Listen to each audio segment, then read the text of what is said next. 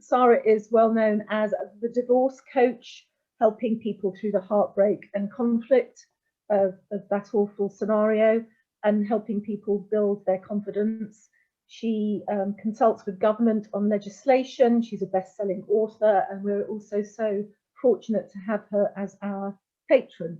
So I know you'd rather hear her than me, so I'm going to hand straight over to Sarah.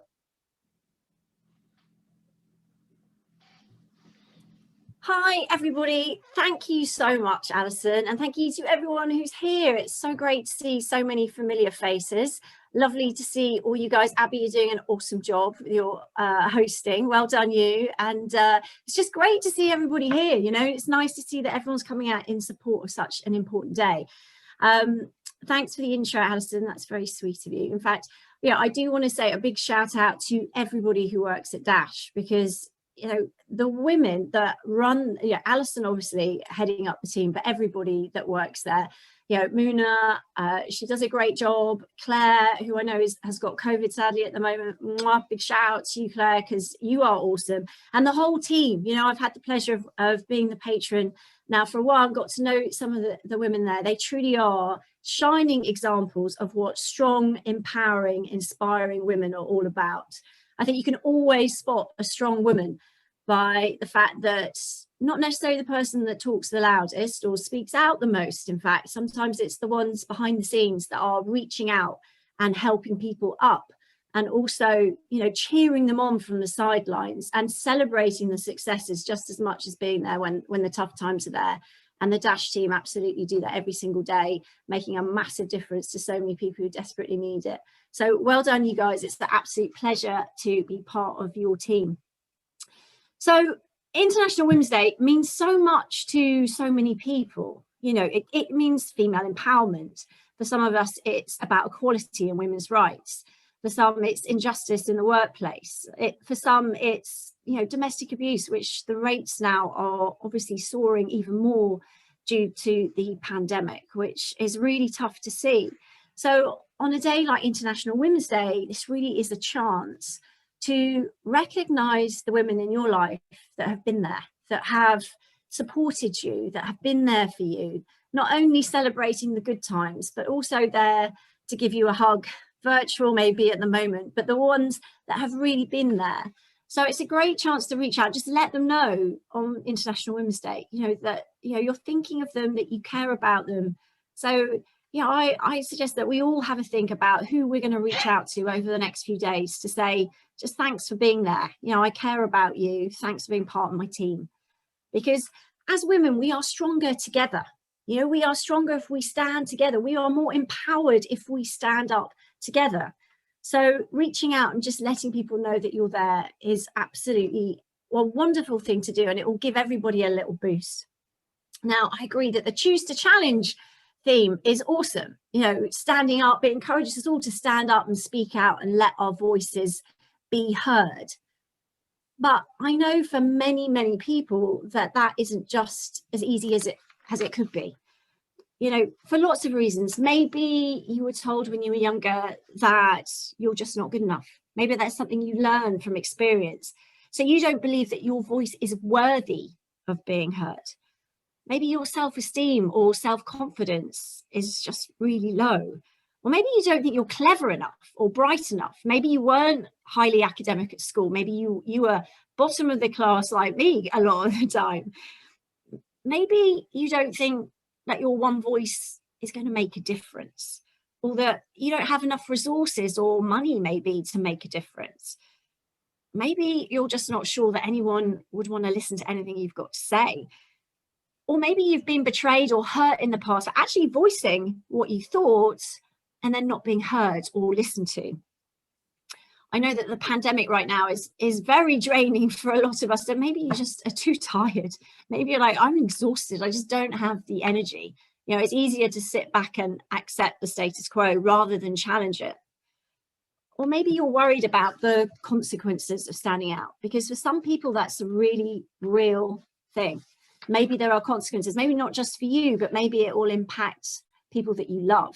Maybe it isn't safe for you to stand up and speak out right now. all these factors play a part in why maybe you think you can't choose to challenge right now. And of course, some of those are very real. However, the good news is that everyone can choose to challenge, because no matter what's going on in life, there is a more empowering mindset that you can adopt internally that will enable you to choose to challenge. There are things you can do that will help you step up right now and turn your life around, that you can do internally. I'm a huge believer, right, that you are supposed to be the leading lady in your own life, right? You're not the best friend. You're not the support act. You're definitely not an extra. You are supposed to be the leading lady in your own life. So it's time to give yourself permission to step up. Now, I was talking to my coaches who I train in my coaching community the other day about this concept, about being the leading lady in your own life. And one of my coaches, Jane, said to me, you know what, Sarah, I like that idea, but I'm just not clever enough, I don't think. I just don't think I'm intelligent enough. You know, sometimes I rely on other people to help me because I just don't think I could resolve that myself. Now, I know there's a lot of people that feel that way. So I wanted just to dispel that myth right now that IQ, academic ability, technical skills are what matters. Because 75% of what causes us to be successful in life is not academic and technical skills. It's how you get along with other people and how you handle yourself. 75%. And if you look back, for some of you at school, I know I'd look back at school and think, well, you know, I thought the people, the straight A's and the top sets, they would go on and be more successful in life, however you define success. But actually, if you look at it, it's actually usually the people who are great with other people, who have empathy, who care, who have compassion, who are loving. That kindness will shine through and people will respond to you. And that's how you get ahead in life.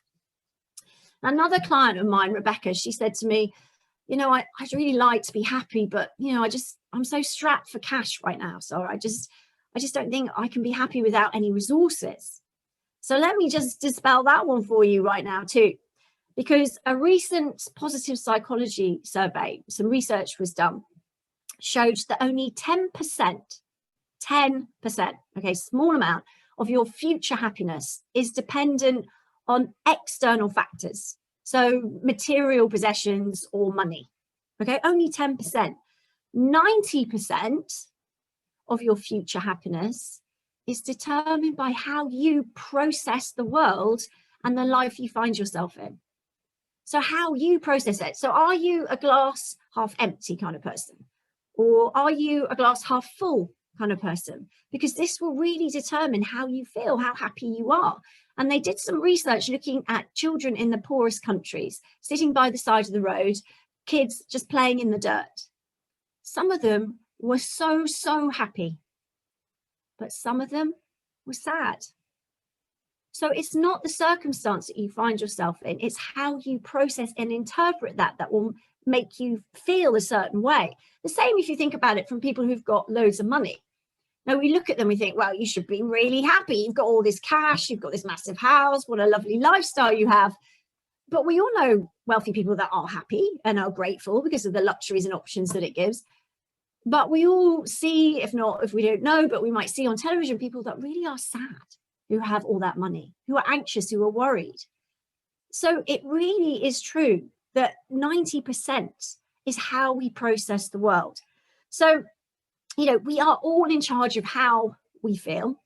We all have the remote control to our brain. And I know some of my coaches are on here listening. They'll have heard me say this a lot. We all control the remote control to our brain, but we're never given the manual on how to use it, right? So we kind of fall into finding out strategies that may work or may not work. And we just adopt them and think, well, this is how we resolve conflict, or this is how we move through difficult situations.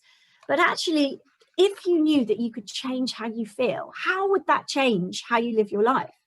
You know, a lot of us are still as if we're at school. We're still waiting for permission, especially us women. I think we sit there and we wait for permission like we did at school.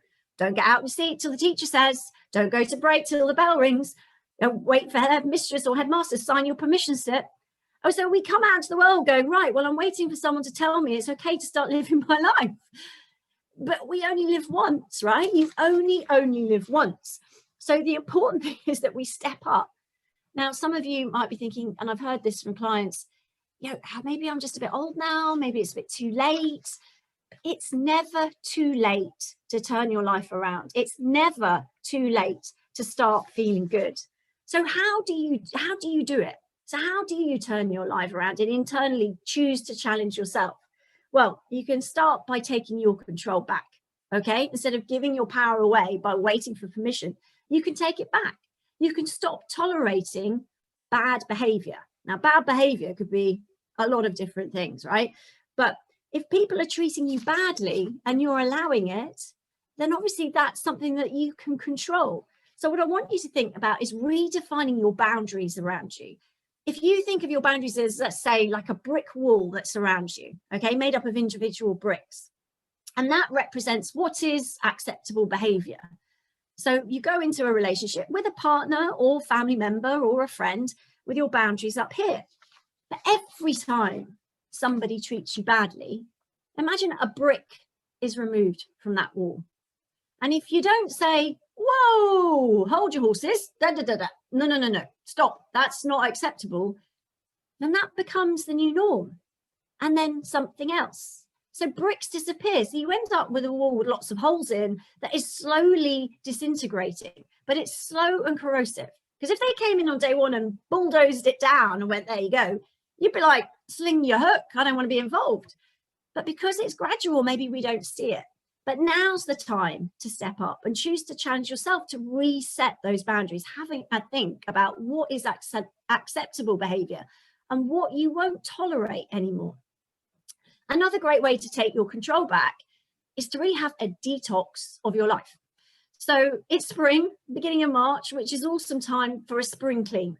So what can you do? Well, first of all, in your home, where we're all spending a ridiculous amount of time right now, it's important that you detox anything that makes you feel bad, anything that triggers negative emotions. Maybe there's a mug that your ex-partner gave you that every time you see it, it triggers an emotion. Or maybe there's a photo with a friend that you just don't really get along with anymore that you could remove. You know, have a think about the things that you want to remove so your home becomes a really happy place and there's no negative things. Another thing you could do is detox the people that don't make you feel good. We seem to feel that we have to be in relationships with people and have them in our life, even if they make us feel bad. You don't.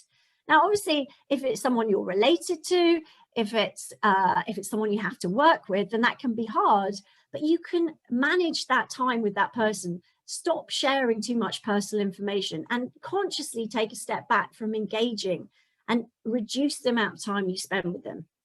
Again, zipping up your Teflon suit. For those of you who listen to my podcast, Heartbreak to Happiness, you'll know I talk a lot about zipping up your Teflon suit from your feet to your head, all surrounding. So anything negative that's thrown your way, it just doesn't stick. It washes off like water off a duck's back. Super important. And then also, if you're going to be the leading lady in your life, well, how does the leading lady stand? Does she stand with her shoulders back, her head up? Maybe a big smile on her face. Maybe she speaks to herself in a way that is really empowering. Like in the morning, instead of getting up and looking in the bathroom mirror and going, ooh, yeah, let's just put the makeup on quick. Maybe she looks and she says, I'm a friggin' rock star. Yeah, the language you use, the phrases you use. Yes, everyone's laughing like Sarah's gone mad. Yes, probably. But I can tell you, you've got to act as if. You've got to feel as if. Now, I can hear you saying, but I don't really believe that. I'm kind of the extra in my own life at the moment. Look, if you act as if and feel as if, stand as if, speak as if, and act as if, it starts to tip the balance, okay? Because it sends a signal to your brain that this is what's happening. It's the scientific fact. If you smile, it sends a trigger to your brain to say, you're feeling happy or happier. Because that's what happens. And so it will dial down those negative emotions and whack up the volume of happiness. So acting as if is really key. But I know that sometimes we feel stuck because of past events. But the past doesn't have to equal the future, okay? It's not what happens to you in life that defines you. It's what you do about it that makes you the person you are. Now, one of my clients, Georgie, she came to me because she had a really limiting belief that she'd been carrying around for a long time. When she was growing up, she had a good relationship with her mum, but her mum criticised her a lot. So, for example, she would ask Georgie to tidy her room. So Georgie would tidy it and then go and get her mum to have a look. And her mum would always find something that wasn't quite right. And Georgie would work super hard at school to get good grades. And then she'd come home and say, look, I did really well in maths. And her mum would point out that maybe in French she needed to do a bit more work. Then she'd spend hours getting ready to go out as she got older, and then come downstairs in her outfit and look for praise from her mum. And she would always find a way to improve it. So what Georgie had learned from that was that her best was just never going to be good enough. She wasn't good enough, that she wasn't enough. So this was a life lesson that she unconsciously took forward in life. Now, if this sounds familiar to you, or maybe there's another story that happened and you formed a limiting belief that is holding you back for going from it, for holding you back from being the leading lady in your life, then try this. Go back to that time and find a new meaning for the story. So Georgie and I went back and looked at what had happened. Obviously, she'd taken the fact that she wasn't good enough from this. But when we talked about it, she suggested that maybe her mum was just trying to do the best that she could for Georgie by showing her ways she could improve so she could truly shine and be the amazing daughter that she knew she could be. So she was going about it with the best intentions. So how would that have changed Georgie's life if she'd have believed that from the get-go? She looked at me there and she said, yeah, but sorry, I'm not sure I really believe it. Now, this is okay, because the magic of this is it doesn't matter. Your brain doesn't know the difference between something that's real or something that's imagined. If you act as if and feel as if, then it all just starts to fit into place. And then Georgie said, but I don't know how I'm going to turn my life around. The thing is, you don't even need to know the how. If you start acting as if and feeling as if, the how will fall into place. That's the magic of this, okay? New opportunities show up, new people show up, but you've got to keep your eyes open, okay? You can't be focused on the negative in the past. You've got to keep your eyes open for the new opportunities and grab them as they come along to you and embrace them. Be alert and notice them. So I guess in summary, that the message that I wanted to get across today for International Women's Day is that you can choose to challenge no matter where you are in life, no matter what's happening, because you can take control of your own mind, your own remote control to start feeling better. And the more that you move through that trauma or difficult times to triumph, then the more you choose to challenge and create a future that not only serves you, but also inspires others and makes a difference to people that you know and care about along the way. So I have a challenge for you today. And my challenge is that I choose to challenge you from this very moment to step up and be the leading lady in your own life. Thanks for listening. Thank you so much, Sarah. That was brilliant, and so inspiring. And I love the leading lady comment. I think that's absolutely amazing. So I've got a couple of questions for you. Keep them coming in, guys, on the chat. So one is, what has been the most important piece of advice you've ever received? Who gave it to you, and when in your career did you get it? Actually, it came from, well, I got the message from two different people. It's the same message. One was my parents. They're both very supportive. But I think as a teenager, you don't really listen to your parents because you always know better. But when I was 21, I went to a seminar run by an American speaker called Anthony Robbins. And he was on the stage talking to everyone saying, it's okay to be yourself. And I thought I had to be like somebody else. I was striving to be bigger and better and know more and cover up the fact that I wasn't particularly bright at school and wasn't particularly popular or good at anything, to be honest. So when he said that to me, and when my mum and dad had always said, just be yourself, you're just perfect the way you are. Having that self-acceptance, but yeah, there's always going to be work in progress, right? You can always maybe lose a few pounds or learn a skill or get better at something. But actually at your core, when you start to accept that you're just perfect the way you are, okay? And that everybody has to shine their uniqueness. It's okay to be a bit odd. It's okay. You know, I say this to my son every day, because mummy, you're a bit embarrassing. I'm like, that's okay. It's okay to be different. You don't have to be normal. What's normal? Okay. You want to step out. You want to allow your personality to shine. And I think that's how you truly get to be fulfilled. And that is a success. You know, financial success can come and go. And as we talked about earlier, it doesn't necessarily make you happy. It can give you choices, but even that sometimes comes with its own pressures. So actually being fulfilled by accepting who you are, you start to shine, and then all sorts of amazing things can open up. So that would be my answer for that. That's amazing. Thank you so much, Sarah. That was yeah, I really loved that one. Another question from Tessa. Someone once told me that only you can control the way other people treat you. Do you believe this is true? And how do you make it work in reality, if you do? Well, I think it's really important to just understand that we cannot control what anyone else thinks, says, does. Okay, you can't. You might want to. I mean, I'm sure we all want to it sometimes. But if someone's intent on being unkind or cruel, or someone says something that isn't very nice, maybe they didn't mean it maliciously, the only thing we can control is how we respond, how we feel.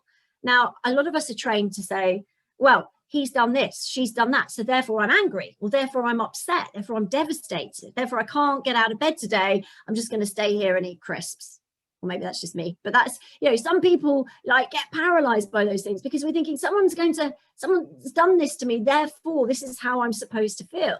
But it kind of goes back to learning those unconscious strategies that I talked about in the beginning, where we learn coping mechanisms.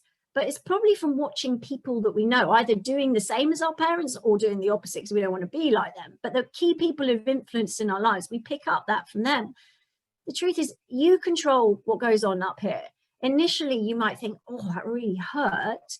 But then you can say, okay, well, how can I change this? What can I do right now to make this better? There might be an action that you could do that would resolve the issue, or there might be nothing you can do to resolve it. So you just have to work on you and focusing on what you're grateful for, focusing on what you do have in your life. Even doing 5-star jumps will make a difference to how you feel. So yeah, I strongly, you know, believe that we cannot control, and it's a lot of waste of energy. Again, you're giving away your power if you're asking someone or trying to control somebody else, because it just won't work. Ultimately, all you can do is control how you respond. So having your boundaries up high, so that if someone does something that's not acceptable, you can just say, oh, I'm out of it. Or I always call it deploy your parachute and exit the building. Those sort of things are really important to have in place. Yeah, totally. I completely agree with you there. That's amazing. Another question from Sinead. What is the biggest obstacle you have helped someone overcome? Oh, that's a good one. Well, I mean, lots of different things, but obviously for my job, although I don't really feel it's a job, it's a passion. I help people deal with heartbreak, divorce, separation, people coming out of toxic relationships, abusive relationships. So I think, I mean, that's why I do what I do. That's why I became the divorce coach, because I went through such a difficult time when I came out of my marriage. It hit me like a freight train, and I know how, you know, sometimes realizing the person you married wasn't actually the person you thought they were, and how that affects your life can be devastating. So, you know, that's very traumatic for a lot of people. It is known as the second most traumatic thing you go through after death of a loved one. So actually creating a service and now training other people to support people through that, I think has been something where, you know, it is tough, and you hear some really difficult, as I know you guys do every day as well, some really difficult stories that people have escaped really tough situations. So I think what I do every day for my work really is sort of, everybody's different, but everyone comes with their own issues. So yeah, I just love being able to be in a position where I can make a difference for that. Yeah, that's amazing, and the work you do is so important as well. So one final question, and this is from Lauren, very similar to the Baroness's last question. She said, this was amazing and I absolutely love this. You said you were tired of lockdown. What are you most looking forward to this year when it's over? Oh, I'm a massive scuba diving fan. That's my absolute top of my bucket list thing. And my son also is now qualified with his PADI. So as soon as we can, I want to be jumping on a plane to go scuba diving somewhere, because that's what I do for fun. But before that, probably giving my mum a hug, because I miss her and I haven't been able to give her a hug for a long time. So yeah, that would be top of my list, first thing to do. Amazing. Thank you so much, Sarah. I'm going to pass it back to Minna now, who is going to introduce our next guest. But thank you so much. And we really enjoyed your speech. Thank you. Thanks, guys.